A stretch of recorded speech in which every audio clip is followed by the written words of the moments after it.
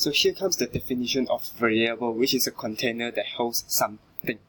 It can be a number, it can be a text, it can be anything. So in Java, we can first initialize the container first, and afterwards only we assign the value to that container. So just remember, the variable is something like a place that stores something.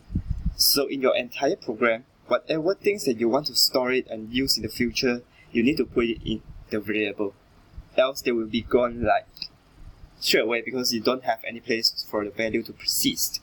So the naming convention for variable is lowercase, and if you have several English words combining together to form the variable name, it can be camel case. So the first word is all lowercase, and the second words onwards will be uppercase at the first letter.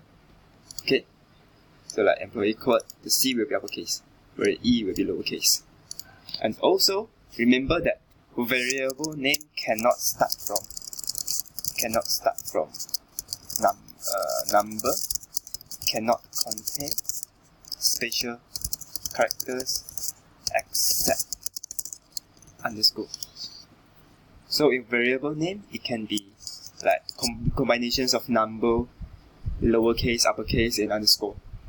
But it cannot be stuck with number. If you attempt to do some variable name that is invalid, like one person equals to 1, yeah, the compiler will show you an error that if you want to compile, definitely you will fail. Okay, and also you can also start with like underscore. Yeah, it's fine, no problem here. Just that remember that because we are writing codes, and we always want codes to be as clean as possible. So when you are naming your variable, make sure that you follow certain rules. Okay, although it is like you are free to do anything, name it anything that's valid, but try to follow the conventions suggested by Java language.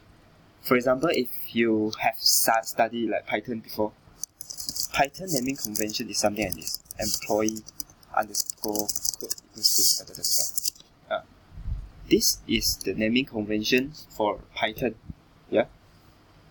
To separate several English words, you will use underscore. But for Java, we don't do that. Okay. For Java, we use camel case, which is lowercase in the first word. Yeah. The few another words will be like uppercase in the first letter. Yeah.